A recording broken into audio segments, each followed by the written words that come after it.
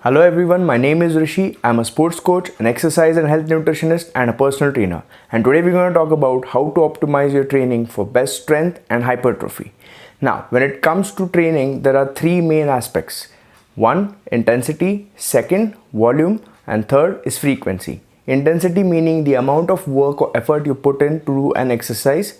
Volume meaning the number of sets and reps you do for each muscle group per week, and the frequency is how many times you train that particular muscle group in the week.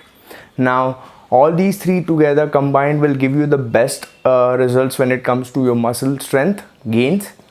But which one of these is the best is one of the hottest arguments and the most widely researched topics these days in the scientific literature. So let's dive into the key factors to optimize your strength and hypertrophy. Now, the first and foremost is deciding your goal.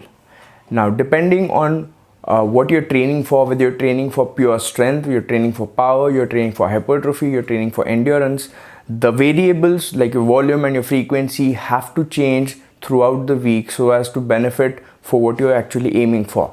You cannot be training in the strength zone and having a goal for endurance. So that does not comply with the specificity part of your training. So what you want to do is you want to decide as to what your eventual goal is, and then we want to work towards it. So that will be a key factor deciding in what variables you're going to have for your training. Next is picking the correct exercises.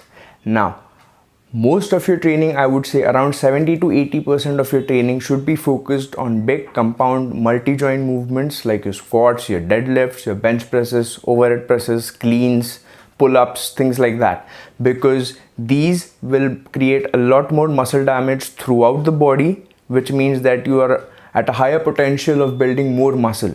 Now, sure, you can throw in a few isolation, few accessory movements in order to bring up the lagging part, which will also give a carryover effect in the other movements that you do, your compound lifts. But I would say primarily focus on the compound movements and have about 15 to 20% of your training focused on your other accessory and your isolation movements. Moving on to the next one, which is volume. Now, volume is number of sets and number of reps that you perform for each muscle group in a week. Now, this is a big one because I've seen so many people just screw up with the volume part because they keep on attempting one rep maxes too often. What they don't realize is the amount of fatigue that it causes on the CNS is so high, and the SRA curve, which is the stimulus recovery adaptation curve, is so long that they're so tired they're not able to put on any volume from one week to another because they're just so tired mentally and physically. So I would say you have to be a little smart and start with a lower volume of your mesocycle, and then from week to week you just want to try and add up volume to a point where it becomes so fatiguing that you put on a deload week just to make sure that you don't end up into the overtraining zone, and then you can recover back and then you can start the mesocycle all over again with a little higher volume than before. So the next one is frequency. Now, frequency is the number of times you train a muscle group in a week. Now, if you're a beginner, I would say the frequency will not matter for you so much because for the first year, year and a half, or maybe even 2 years, you're in that prime phase of building muscle and building strength and losing fat at the same time. So even if you do a regular bro split, you'll be still gaining muscle, you'll be still gaining strength. As in how you go more towards the intermediate or advanced training kind of a category, I would say that you'll have to increase the frequency of your training. This is due to the fact that your muscle protein synthesis is elevated for about 24 to 36 hours post a training session. So if you train one muscle group once a week, then in order to grow that muscle, the second stimulus would come probably 4 or 5 or even 6 days after the first one, which means that you'll be losing out on a lot of potential of growing that particular muscle group. Researchers have shown that training one muscle group 2 or 3 times a week is a lot more beneficial if you have to build more muscle and more strength. Moving on to the next one, which is nutrition. This is going to be very important because if you have to gain strength, if you have to gain muscle, then no matter whether you're beginner, you're intermediate, you're advanced, you will have to eat in a slight calorie surplus. I recommend about 10 to 15% of your regular maintenance calories is a good starting point, but over a period of time, you want to keep tracking your weight, you want to keep tracking your strength gains so that you know whether you're eating in the right calorie surplus or not. I would highly not recommend people to eat in a very big calorie surplus, which most people do, because then that will just put on a lot of fat, and then you have to keep on going back and forth between a cutting phase and a bulking phase. So I would recommend 10 to 15% of your maintenance calories for a good healthy muscle gain. The last one is deload. Now deload is a planned period of either rest or lighter training so as to reduce the fatigue that you have accumulated over a period of weeks or months.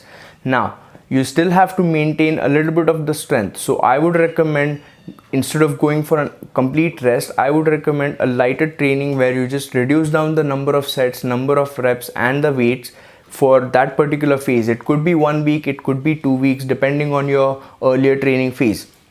But always try and dial in this kind of a phase. It could be whatever days you want, but I would want everyone to dial in this phase after every heavy training mesocycle, so that you're fresh again, your fatigue is back to baseline, and you're fresh to start off with new strength gains from the next cycle onwards.